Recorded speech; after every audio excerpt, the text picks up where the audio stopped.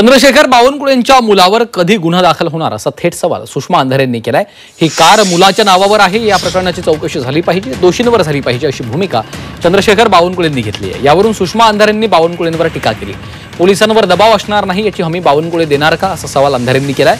तर पोलिसांनी आंधळेपणाने आरोपीला वाचवू नये अशी मागणी विरोधी पक्षनेते विजय वडेट्टीवार यांनी केली आहे।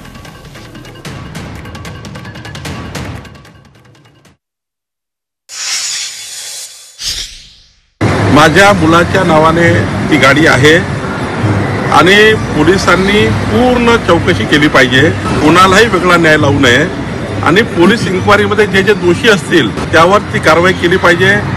मी कुठल्याही पोलीस यंत्रणेची आता बोललो नाही, त्यांना जे आढळेल CCTVमध्ये किंवा जे काही त्याच्यामध्ये गुन्हा दाखल होईल तो सर्वांसाठी न्यायासारखा असला पाहिजे, कोणी राजकारणाचा असो कोणी असो।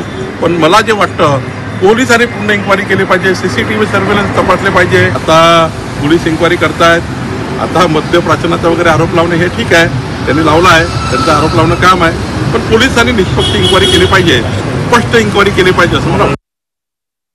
तपास कामामध्ये आणि FIR लिहिण्यामध्ये हैगय करणारे पोलीस अधिकारी, तपासणी न करणारा RTO आणि गाडी ज्याच्या नावावर आहे आणि जो गाडी चालवत होता तो संकेत बावनकुळे, या तिघांचं FIR कधी होणार आहे, या तिघांवर कधी गुन्हे दाखल होणार आहेत, संकेत बावनकुळेवर पोलीस तक्रार कोणती दाखल करणार आणि यामध्ये पोलिसांचा वर कुठलाही दबाव असणार नाही याची हमी बावनकुळे साहेब आपण द्याल का?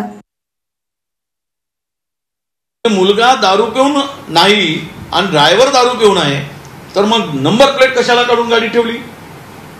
ड्रायव्हरला वाचवण्यासाठी कोणी नंबर प्लेट काढली?